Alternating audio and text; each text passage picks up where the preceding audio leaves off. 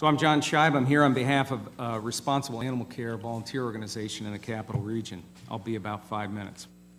Thank you to Senator Dabo, Senator Martinez, and senators on both committees, and of course the members of your staff who've worked very hard to make this hearing possible.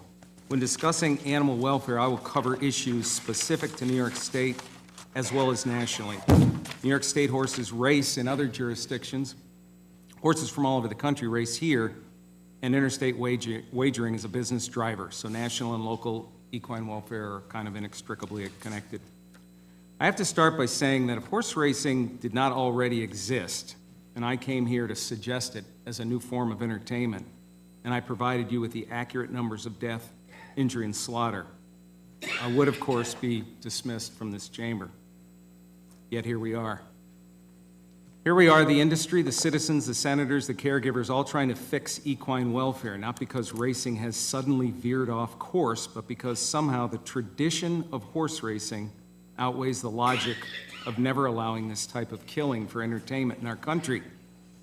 Racing has been killing thousands of horses on an annual basis, and we now have the facts, not volunteered statistics. This book on track deaths is derived from countless hours of research in government FOIA documents. It's updated daily, and this report does not even include those found dead in stalls or at off-track training facilities or those slaughtered by the tens of thousands. It's 140 pages, and each date, horse, track, and race number is listed. At an average reading speed, it takes 2 hours and 15 minutes to read just the horse names killed in the last 5 years.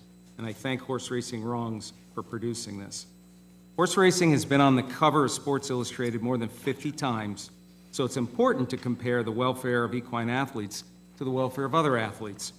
If we look at the four main sports in this country, Major League Baseball, the NFL, the NBA, and National Hockey League, those sports have a total of 3 deaths between all of them in a combined 425 years of competitions. 3 deaths in all of history. We kill an average of 3 racehorses every single day competing and training on tracks in America. Even the human side is affected. Recent CNN research is titled, "Jockeys are the worst paid and most seriously injured athletes in any professional sport." Racing deaths, as you heard earlier today from Dr. Palmer, are often expressed as a function of the number of race starts. I understand that this is a relevant figure as a track-to-track comparison, but to the public it sounds misleadingly low. 3,000 teens that die driving in a year means we have a big problem, but if you express it as a function of how many times they start their car and go to the mall, it sounds irrelevant, but it's not irrelevant. We need to tell the public in New York State how many individual horses have raced here each year and how many of them have died. That's what people want to know. Now we could make some better decisions on this. It's not going to be 1 in 1,000 as the race starts lead you to believe. The welfare of racehorses is directly related to the need to win, to make money, and the negative side of human nature intervenes. That's why all the proposed new racetrack scrutiny initiatives, the cameras, the new backstretch security forces in New York. That's why veterinary oaths are broken and why all the drug testing is required to try to catch people illegally doping their own animals.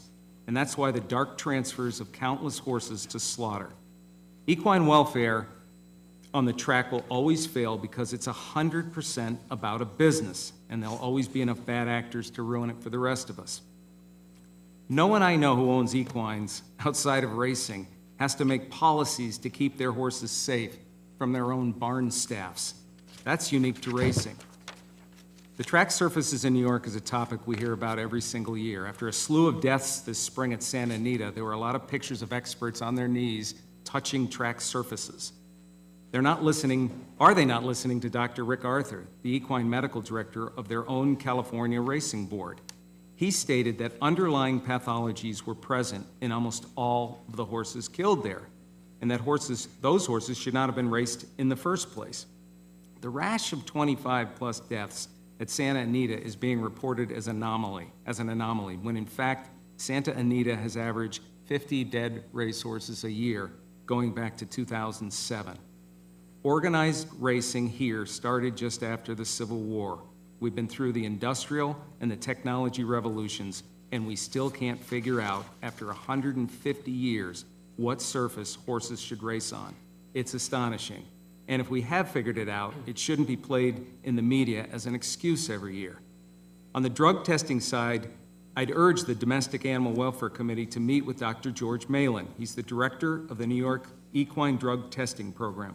He is world-renowned as a veterinarian researcher and forensic chemist. Pay him a visit at the New York State lab he runs and ask him how many drugs he thinks are available that can be given to racehorses to affect their performance. And of those available drugs, how many does the New York State lab test for on a routine basis? Ask him how frequently the lab finds a sample that contains a foreign substance that they're unable to identify, thus not allowing them to actually disqualify the horse. When questioned in the past about the New York State Laboratory's ability to detect the range of illegal drugs, Dr. Malin has replied, "We're not even scratching the surface."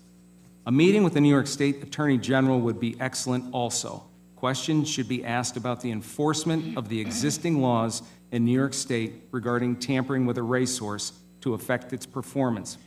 When a racehorse in New York State has been found to be illegally drugged, why are these crimes, defined felonies, ignored and not prosecuted? There's a personal side to this as well. I've worked hands-on with rescued racehorses and have stood with them as they were euthanized prematurely due to unresolvable medical conditions. In many cases, by the way, it's not like standing at a veterinarian's with a small animal laying peacefully on a blanket. You witness a young horse, often standing there as they're being administered euthanasia drugs, and then you're devastated as the 1,000-pound animal you have come to love crashes to the ground violently. Once you see this, it changes your life forever, and you end up promising that dying horse that you're going to do something about it, no matter what.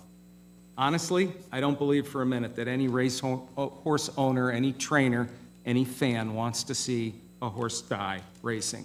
But senators, despite that, it happens all day long, nonetheless. Distracting the public with proposed track fixes and more security and increased scrutiny solutions will not fix the massive problem, because even if all these changes miraculously cut the deaths from racing in half, the killing and suffering of those left is absolutely no less shameful. In closing, if the things I'm saying here are questioned by you or others, please allow me to meet with you personally so that I may present the evidence in support of my testimony. Thank you very much for listening. Thank you. Mention that the statistics about the billions coming in and the jobs, I think for the most part were produced by who? I'm sorry, what's that? The statistics about how many jobs and the economic impact was produced by who? I got that from the American Horse Council Foundation. Right.